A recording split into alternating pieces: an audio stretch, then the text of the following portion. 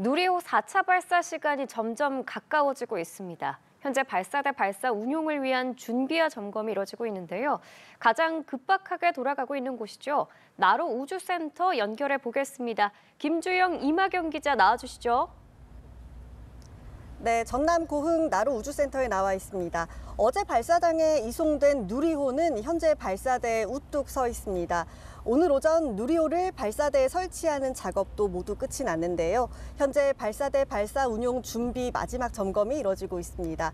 모든 과정이 정상적으로 진행이 되면 앞으로 약 8시간 30분 뒤에 누리호는 우주로 향하는데요.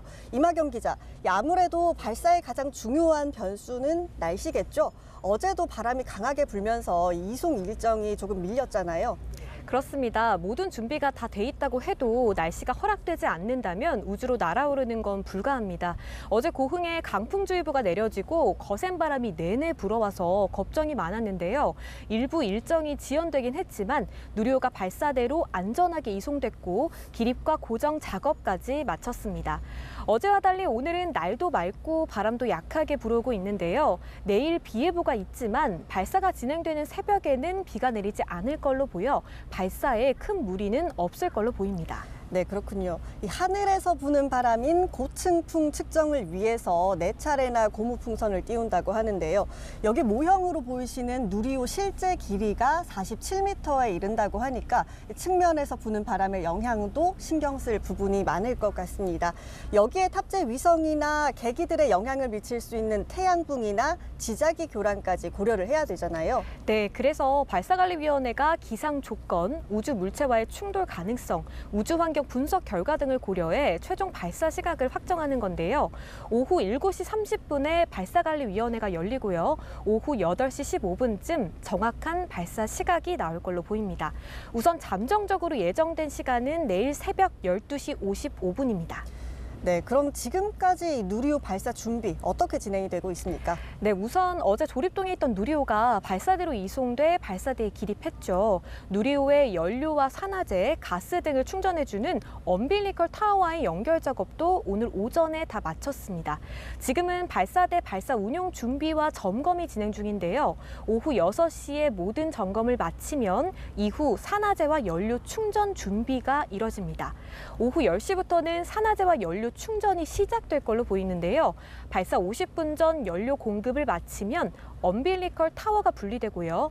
발사 10분 전 발사 자동 운용 프로그램이 가동되는데요.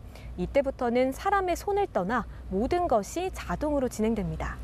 네, 지난 1차에서 3차 발사까지는 한국항공우주연구원이 모든 발사체 제작을 주관을 했잖아요.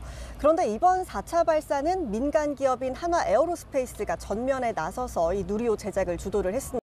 처음으로 민간이 만든 누리호를 발사한다는 점에서 그 의미도 더욱 특별해 보이는데요. 네, 누리호는 지난 2010년부터 우리나라가 독자적으로 개발한 우주 발사체입니다. 2021년 1차 발사는 실패했지만 2022년 2차 발사는 성공하면서 국산 발사체 개발 기술을 확보했는데요. 3차 발사부터는 발사체로서 누리호의 신뢰성을 높이는 고도화 사업이 시작됐습니다. 오는 2027년까지 누리호를 반복 발사하면서 정부가 개발한 기술을 민간 기업에 이전하는 사업인데요.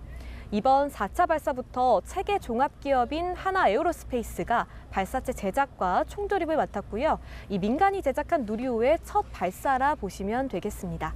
다만 그동안 민간 기업이 실제로 발사를 운용한 경험은 없어서요. 이번 발사 운용은 항우연이 주관합니다. 네, 그렇군요. 그럼 이번 4차 발사 어떤 순서로 진행이 됩니까? 네, 이륙 후 2분 5초가 지나면 우선 가장 무거운 1단이 분리됩니다. 지상에서 약 63km 지점인데요. 발사체가 계속 상승하면서 3분 54초가 지나면 위성을 감싼 페어링이 먼저 분리되고요. 이륙 후 4분 32초 뒤에 누리호 2단 분리까지 이뤄집니다. 자, 이제 남은 과정은 위성 분리인데요. 고도 600km에 도달하는 13분 27초쯤 차세대 중형위성 3호 분리가 이뤄지고요. 20초마다 큐브 위성이 2개씩 사출되는데요. 이륙 후 21분 24초 후 모든 비행이 마무리됩니다. 네, 그렇군요. 임 기자 설명을 들어보니까 모든 위성을 궤도에 정확히 투입시키는 게 굉장히 중요해 보이는데 누리호가 이번처럼 중형급 위성을 쏘아 올리는 게 처음이죠? 네, 지난 2021년부터 2023년까지 해마다 누리호가 우주를 향했는데요. 지난 1차와 2차 발사에는 성능 검증 위성을 실었고 3차부터 실제 실용 위성을 쏘아 올렸습니다. 지난 3차 발사에서는 무게 180kg의 차세대 소형 위성 2호가 탑재됐는데요. 이번에는 516kg의 차세대 중형 위성 3호가 실립니다. 이 중형급 위성에는 고효율 연료인 하이드라진이 들어가는데요. 앞으로 나로우주센터에서 중형급 위성 발사 수요가 있을 걸로 보고 연구진은 하이드라진 충전 설비도 이번에 새로 설치했습니다. 네, 이 부탑재 위성인 큐브 위성도 5기가 더 늘어났잖아요. 국내 산하견에서 개발한 큐브 위성 12기가 우주로 향할 기회를 얻은 건데 이렇게 많은 위성을 탑재하는데 또 설계가 바뀐 부분도 있다면서요? 네, 위성을 고정하는 어댑터의 설계가 변경됐는데요. 여러 위성을 효과적으로 탑재할 수 있도록 다중 위성 어댑터를 새로 개발해서요. 위성의 탑재 공간이 더 넓고 쾌적해졌습니다. 또한 지난 3차 발사에서 큐브 위성 1기의 사출관 뚜껑이 열리지 못했는데요. 이 카메라 사각지대에 놓이면서 사출 여부를 영상으로 확인하지 못하는 문제가 있었습니다. 연구진은 이를 보완하기 위해 상단 내부 카메라 2대를 더 달았고요. 사출관 문을 여는 구동 모터도 1개에서 2개로 늘렸습니다. 네, 이번에 이렇게 국산 위성 13기가 우주로 향하는 만큼 각각 어떤 임무를 수행할지도 궁금한데 각 위성의 임무도 소개를 해주시죠. 네, 먼저 국내 대학과 연구기관, 기업이 개발한 큐브 위성 12기가 있죠. 우주기업 우주로테크는 국내 최초로 위성 폐기 기술을 검증하고요.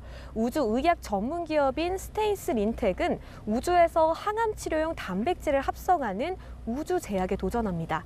또 한국전자통신연구원은 우주로 신호를 보내는 6세대 이동통신을 검증하고 서울대학교는 대기 관측과 편대 비행 기술을 시험할 예정입니다. 특히 이번 누리호의 주요 손님은 한국항공우주산업에서 제작한 차세대 중형 위성 3호인데요. 탑재체 3개를 싣고 갑니다.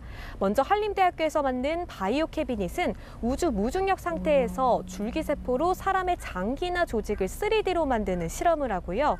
카이스트 인공위성 연구소가 만든 IM맵은 우주 공간에 있는 플라즈마가 주변 전파나 통신, 위성 궤도에 어떤 영향을 주는지 측정합니다.